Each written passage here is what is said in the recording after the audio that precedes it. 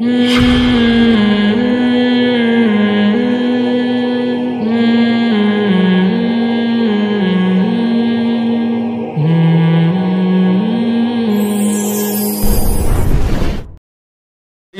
یہ ہے کہ حدیث کا مفہوم ہے کہ آپ صلی اللہ علیہ وسلم نے فرمایا فرقے میں نہ بٹو، تو یہ ہمارے چاروں اماموں نے الگ الگ فرقے کیوں بنا لیے؟ آج کل لفاظی بہت ہے مارکیٹ میں، قرآن کی آیتوں کو غلط فٹ کرنا، جو آیت جدھر کی نہیں تھی اس کو اٹھا کے کہیں اور لگا دی۔ ایک صاحب مجھے کہنے لگے قرآن مجید میں اللہ تعالیٰ کا ارشاد ہے وَاعْتَصِمُوا بِحَبْلِ اللَّهِ جَمِيعًا وَلَا تَفَرَّقُوا، قرآن کہہ رہا ہے اللہ کی رسی کو مضبوطی سے تھام لو اور فرقوں میں نہ بٹو۔ تو آپ نے تو 4 فرقے بنا لیے، حنفی، مالکی، شافعی، حنبلی، اور اس کی ذیلی شاخیں بھی آج کل نکل آئی ہیں۔ تو میں نے کہا کہ اس آیت کا شان نزول ہی دیکھ لیتے، تو اس آیت یہ آپ کے خلاف ہے، یہ ہمارے خلاف نہیں ہے۔ 2 قبیلے تھے صحابہ کے، مسلمانوں کے، جن میں جنگ قبائلی بنیادوں پہ چھڑنے والی تھی، لسانیت کی، قبیلے کی بیس پہ۔ اللہ نے ان سے کہا کہ اللہ کی رسی کو مضبوطی سے تھام لو، آپس میں لڑو مت۔ یہاں تفرقو کا مطلب فرقہ پرستی نہیں ہے، آپس میں بٹو نہیں، یعنی ایسا بٹنا جس سے لڑائی پیدا ہو رہی ہو۔ یہ کوئی اختلافی مسائل کی جنگ نہیں ہو رہی تھی ان 2 قبیلوں میں، یہ قبائلی جنگ تھی کہ ہم اوس تم خزرج، ہمارا قبیلہ ایسا تمہارا ایسا۔ تو اللہ نے کہا اللہ کی رسی کو مضبوطی سے تھامو۔ قرآن کیا کہہ رہا ہے؟ انما المؤمنون اخوہ، مومن سب آپس میں بھائی ہیں، ایک کلمے کا رشتہ ہے جو تمہیں جوڑ رہا ہے۔ تو پھر قومیت، پٹھان، پنجابی، مہاجر، قبیلہ، اس بیس پہ لڑائی مت کرو، لڑنے سے منع کیا جا رہا ہے۔ اور میں نے کہا جب سے آپ نے 5واں فرقہ نکالا ہے یہ لڑائی کم نہیں ہوئی ہے بلکہ بولو بھائی بڑی ہے۔ تو اللہ تو کہہ رہے ہیں کلمے کا رشتے کی وجہ سے آپس میں، حنفی بھی کلمہ پڑھتا ہے، شافعی بھی اسی کلمے کو پڑھتا ہے جس کو حنفی پڑھتے ہیں، مالکی بھی وہی کلمہ پڑھتا ہے، وہی اللہ رسول کو، وہی قرآن و سنت کو مانتا ہے، تو آپس میں لڑو مت۔ تو میں نے کہا اگر یہ حنفی شافعی آپس میں لڑ رہے ہیں تو یہ آیت کی مخالفت کر رہے ہیں، لڑ نہیں رہے تو قرآن و سنت کی تشریح میں اگر اختلاف یہ اس آیت کے میں داخل ہے تو یہ تو سب سے پہلے صحابہ نے کیا ہے۔ یہ سارے اختلافات تو ہمیں صحابہ میں ملتے ہیں، ایک صحابی ایک حدیث کی تشریح یہ کر رہے ہیں، دوسرے اس حدیث کی تشریح کچھ اور کر رہے ہیں، مگر لڑ نہیں رہے۔ کیا ہو گیا بھائی صحابہ میں امام کے پیچھے فاتحہ پڑھنے والے بھی، امام کے پیچھے فاتحہ کو ناجائز کہنے والے بھی، مگر پھڈا انہوں نے نہیں کیا، اور ایسا کام بھی نہیں کیا جس سے پھڈا پیدا ہو۔ کیا مطلب؟ عبداللہ بن مسعود رفع الیدین کے قائل نہیں تھے، مگر ان نے کوئی ایسا بیان نہیں داغا جس سے رفع الیدین والوں کے جذبات مجروح ہوتے ہوں اور وہ لڑائی پہ آ گئے ہوں یا وہ کمنٹس میں گالیاں لکھ کے دے رہے ہوں۔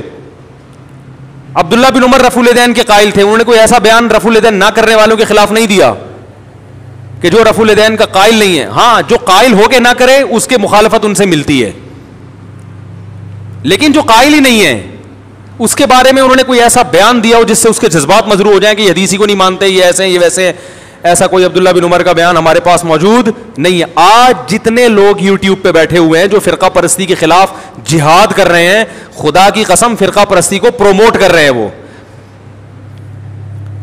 نہیں آ رہی بات، کیونکہ حنفی، شافعی، مالکی، حنبلی تو جب سے یہ ائمہ دنیا میں آئے ہیں انہوں نے ریسرچ کی ہے، اور ان کی ریسرچ کو کتابوں کی شکل میں مدون کیا گیا ہے، تو ان کی ریسرچ کو فالو کرنے والے کو اسی امام کی طرف منسوب کیا جاتا رہا ہے۔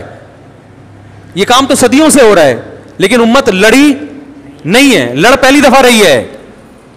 تو میں نے بتایا کہ جہالت کا دور ہے، کون سی آیت اٹھا کے کدھر فٹ کریں گے، کون سی آیت اٹھا کے ادھر فٹ۔ دیکھو حرمین کے امام وہ حنبلی ہیں، وہ زور سے آمین کہتے ہیں، رفع الیدین کرتے ہیں، ہم وہاں آہستہ آمین کہتے ہیں، رفع الیدین نہیں کرتے۔ کبھی آپ نے دیکھا کہ حرم میں کسی نے پکڑ کے آپ کو مارا ہو؟ ہے بھائی، چترول لگایا ہو کہ تو حدیث کو نہیں مانتا، تو یہ کرتا ہے، تو وہ، اور یہ صدیوں سے ہو رہا ہے۔ 700 سال وہاں پر حنفیوں کی حکومت تھی، اس وقت رفع الیدین نہیں ہوتا تھا۔ ائمہ حرم جو حنفی تھے وہ رفع الیدین نہیں کرتے تھے، انہوں نے کبھی رفع الیدین کرنے والوں کو پکڑ کے ان کے خلاف کلپ نہیں بنایا کہ یہ حدیث کے منکر یہ یوں یا یوں۔ اگر کسی نے بنایا تو غلط کیا ہے۔ تو اختلاف اور فرقواریت کو ختم کرنے کا یہ جو طریقہ آج کل مارکیٹ میں چل رہا ہے نا کہ سب کو غلط کہو اور یہ ثابت کرو کہ میں صحیح ہوں, یہ طریقہ قرآن و سنت کے خلاف ہے. آپ کو وہی جیسے میرا پورا بھی بیان ہوا نا کہ آپ کو ایک باؤنڈری کھینچنی پڑے گی کہ کس حد تک آپ جا سکتے ہیں, کس حد تک نہیں جا سکتے. تو ائمہ اربعہ کا کسی مسئلے میں اگر اختلاف ہو گیا ان چاروں اماموں کا, تو ساری دنیا مانتی ہے, مسلمانوں کا اتفاق ہے کہ یہ چاروں بہت بڑے بڑے محقق تھے, بڑے ریسرچر تھے, ان کی علم ہم سے کئی گنا زیادہ. تو انہوں نے اگر اختلاف کیا ہے تو وہ للہیت کی بنیاد پہ کیا ہے, قرآن و حدیث کی تشریح کو سمجھنے میں اختلاف ہوا ہے. ان میں کوئی بھی حدیث کی مخالفت کرنے والا نہیں تھا. جب وہ اختلاف ہوا ہے تو وہ اسلام کے دائرے کے اندر ہے, اس میں کسی بھی فریق پر ملامت کرنا یا اس کو فالو کرنے والے کو اہل سنت سے خارج کرنا یا اس کو یہ کہنا یہ حدیث کا منکر ہے, یہ حدیث کو نہیں مانتا, یہ عمل فرقواریت کو پھیلا رہا ہے. وہ فرقواریت جس کا قرآن نے ذکر کیا, یہ لڑائیوں کو کیا کر رہا ہے. تو اللہ تو کہہ رہے ہیں مسلمانوں میں کوئی ایسا کام مت کرو جس سے لڑائی پیدا ہو. وسیع قوم کے وسیع تر مفاد میں چائے پی رہے ہوں, پھر جب آپ بولو گے یار آپ نے ہمیں تو بروا دیا, اس کو بول دیا تھا یہودی کا بچہ ہے وہ, اور آپ نے ان کو بول دیا تھا وہ چور ہے, وہ ڈیزل چوری کرتا ہے, وہ یہ کرتا ہے, وہ کرتا ہے, اب آپ اتحاد کر رہے ہیں, تو کہیں گے قوم کے وسیع تر مفاد میں, قوم کے وسیع تر مفاد میں ہمیں یہ بالآخر ہمارا تو بیڑا غرق کر دیا نا. کتنے لوگ ہیں, میں نے جب بیان کیا تھا ایک کہیں وہ چھوٹا سا وہ, تو 5000 سبسکرائبر ایک دن میں میرے چینل سے بھاگ گئے. ٹھیک ہے نا, 5000. وہ میں نے وہ تنزانیہ میں تھا, میں نے تھوڑا سا ایک بیان کر دیا تھا کہ وہ پتہ نہیں وہ پی ٹی آئی کے بارے میں کہ یہ عمران خان نے یہ والا کام اچھا کر دیا, بس اتنا کہہ دیا تھا. 5000 ایک دم سے شارٹ مارکیٹس. یہ وہ سارے تھے جن کے دل سے ہم اسی وقت اتر گئے.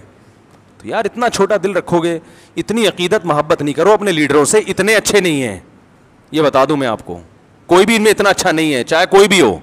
بہت اچھا کوئی بھی نہیں ہے, ذہن میں رکھنا, ٹھیک ہے, بہت برا بھی نہیں ہے.